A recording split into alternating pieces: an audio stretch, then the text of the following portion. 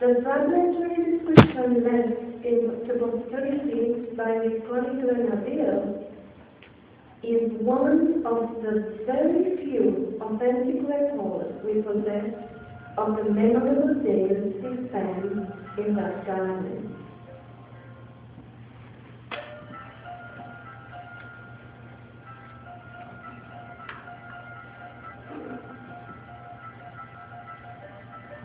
Every day, Nabil had related, early hour dawn, the gardeners would take the roses which lined the four ends of the garden and would pile them in the center of the floor of his blessed tent. So great would be the heat that when his companions gathered to drink their morning tea in his presence, they would be unable to see each other across it.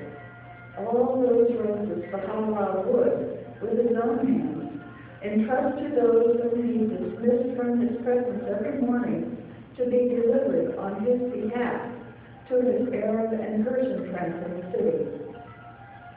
One night, he continues, the ninth night of the waxing moon, I happened to be one of those who watched beside his blessed tent.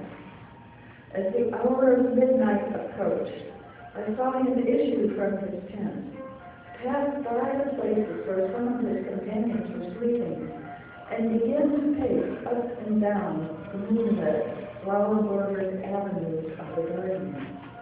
So loud was the singing of the nightingale on every side that only those who were near him could hear distinctly his voice.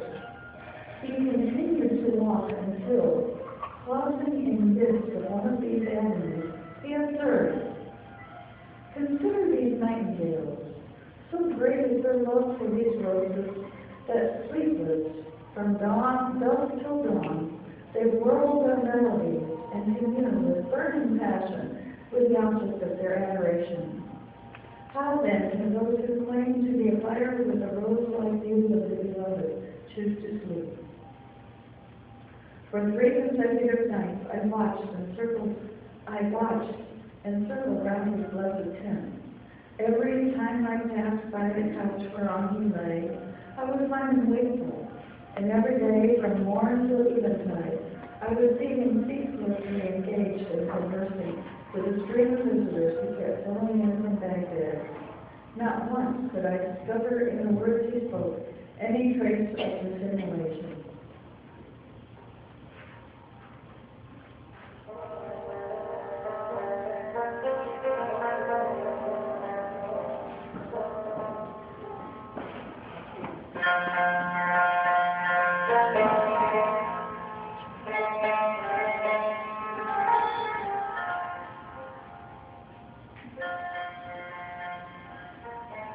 Many years later, Baha'u'llah would design the festival of Rezvan, the most great festival, and specified that the 1st, the 9th, and the 12th days should be celebrated as holidays. The Baha'i administrative year now begins on the 1st day of Rezvan with the election of the local and national spiritual assemblies, as prescribed by Abdul Baha and Shoghi Effendi. This is not accidental. The elections that renew the administrative order become part of the festivities.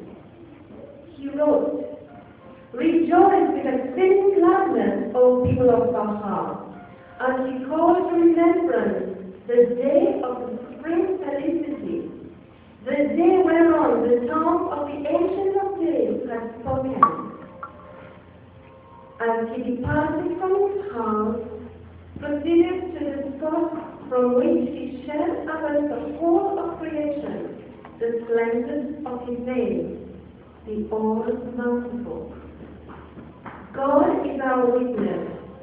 Were we to reveal the hidden secrets of that day, all they that dwell on earth and in heaven would swoon away and die, except such as will be preserved by God, the Almighty, the All-Knowing, the All-Wise.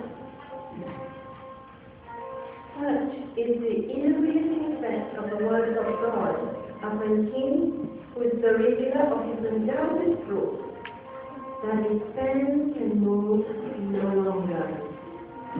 With these words, he concluded his tablet.